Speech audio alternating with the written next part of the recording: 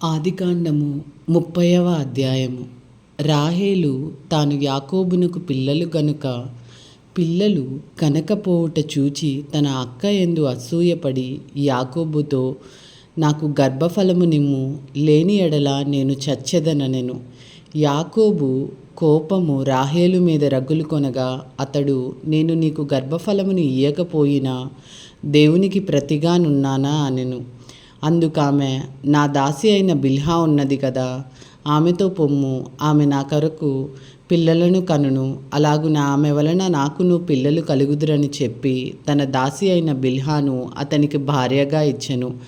యాకోబు ఆమెతో పోగా బిల్హా గర్భవతి అయి యాకోబునకు కుమారుని కనెను.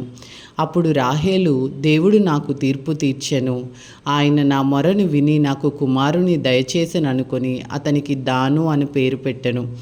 రాహేలు దాసి అయిన బిల్హా తిరిగి గర్భవతి అయి యాకోబుకు 2వ కుమారుని కనెను. అప్పుడు రాహేలు, దేవుని కృప విషయమై నా అక్కతో పోరాడి గెలిచితిననుకొని అతనికి నఫ్తాలి అని పేరు పెట్టెను. లేయా తనకు కానుపు ఉడుగుట చూచి తన దాసి అయిన జిల్పాను తీసుకొని యాకోబునకు ఆమెను భార్యగా ఇచ్చెను. లేయా దాసి అయిన జిల్పా యాకోబునకు కుమారుని కనగా లేయా ఇది అదృష్టమే కదా అనుకొని అతనికి గాదు అని పేరు పెట్టెను. లేయా దాసి అయిన జిల్పా యాకోబునకు 2వ కుమారుని కనగా లేయా, నేను భాగ్యవంతురాలను, స్త్రీలు నన్ను భాగ్యవతి అందురు కదా అని అతనికి ఆషేరు అని పేరు పెట్టెను. గోధుమల కోతకాలములో రూబేను వెళ్ళి పొలములో పుత్రదాత వృక్షపు పండ్లు చూచి తన తల్లి అయిన లేయాకు తెచ్చి ఇచ్చెను. అప్పుడు రాహేలు, నీ కుమారుని పుత్రదాత వృక్షపు పండ్లలో కొన్ని నాకు దయచేయమని లేయాతో అనగా ఆమె, నా భర్తను తీసుకొంటివే, అది చాలదా? ఇప్పుడు నా కుమారుని పుత్రదాత వృక్షపు పండ్లను తీసుకొందువా అని చెప్పెను. అందుకు రాహేలు, కాబట్టి నీ కుమారుని పుత్రదాత వృక్షపు పండ్ల నిమిత్తము అతడు ఈ రాత్రి నీతో శయనించునని చెప్పెను. సాయంకాలం అందు యాకోబు పొలము నుండి వచ్చినప్పుడు లేయా అతనిని ఎదుర్కొనబోయి, నీవు నా యొద్దకు రావలెను, నా కుమారుని పుత్రదాత వృక్షపు పండ్లతో నిన్ను కొంటినని చెప్పెను. కాబట్టి అతడు ఆ రాత్రి ఆమెతో శయనించెను. దేవుడు లేయా మనవి వినెను గనుక ఆమె గర్భవతి అయి యాకోబునకు 5వ కుమారుని కనెను. లేయా, నేను నా పెనిమిటికి నా దాసినిచ్చినందున దేవుడు నాకు ప్రతిఫలము దయచేసెననుకొని అతనికి ఇస్సాఖారు అను పేరు పెట్టెను. లేయా మరలా గర్భవతి అయి యాకోబునకు 6వ కుమారుని కనెను.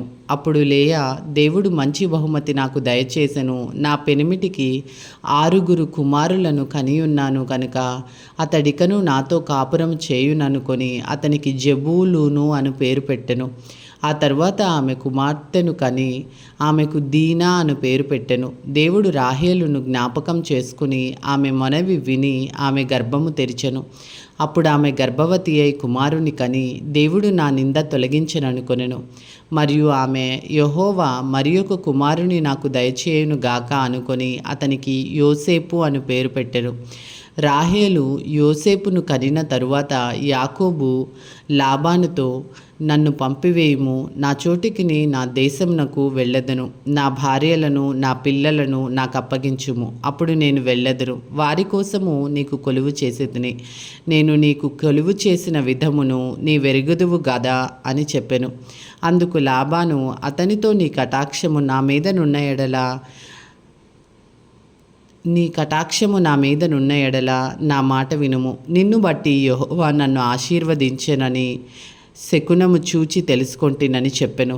మరియు అతడు, నీ జీతమింత అని నాతో స్పష్టముగా చెప్పుము, అది ఇచ్చెదనెను. అందుకు యాకోబు అతన్ని చూచి, నేను నీకెట్లు కొలువు చేసి తినో నీ మందలు నా యొద్ద ఎట్లుండెనో అది నీకు తెలియను.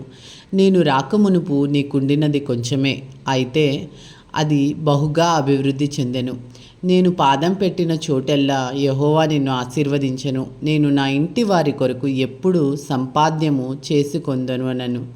అప్పుడతడు, నేను నీకేమీ ఇయ్యవలనని అడిగినందుకు యాకోబు, నీవు నాకేమీ ఇయ్యవద్దు, నీవు నా కొరకు ఈ విధంగా చేసిన ఎడల నేను తిరిగి నీ మందను మేపి కాచెదను, నేడు నేను నీ మంద అంతటిలో నడచి చూచి పొడలైనను మచ్చలైనను గల ప్రతి గొర్రెను, గొర్రెపిల్లలలో నల్లని ప్రతి దానిని, మేకలలో మచ్చలైనను పొడలైనను గల వాటిని వేరుపరచెదను.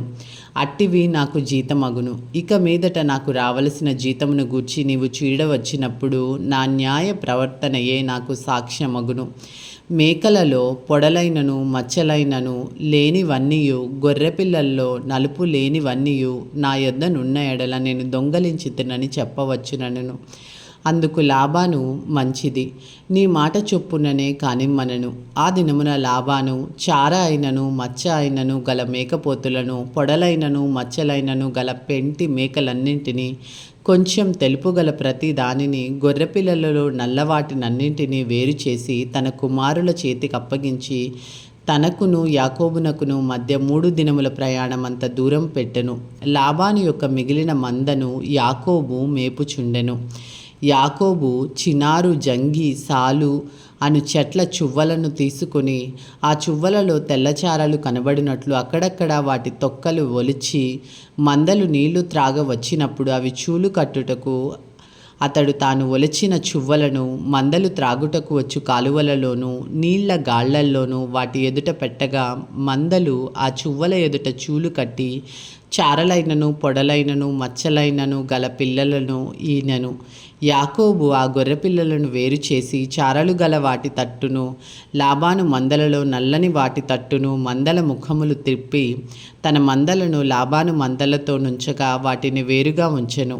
మందలో బలమైనవి చూలు కట్టినప్పుడెల్లను అవి ఆ చువ్వల ఎదుట చూలు కట్టునట్లు యాకోబు మంద కన్నుల ఎదుట కాలువలలో ఆ చువ్వలు పెట్టెను. మంద బలహీనమైనప్పుడు పెట్టలేదు. అట్లు బలహీనమైనవి లాబానునకును బలమైనవి యాకోబునకు వచ్చెను. ఆ ప్రకారము ఆ మనుష్యుడు అత్యధికంగా అభివృద్ధి పొంది విస్తారమైన మందలు, దాసీలు, దాసులు, ఒంటెలు, గాడిదలు గలవాడాయెను. ఇది ఏలిన వారి వాక్కు. సర్వేశ్వరునికి వందనములు. హల్లెలూయా.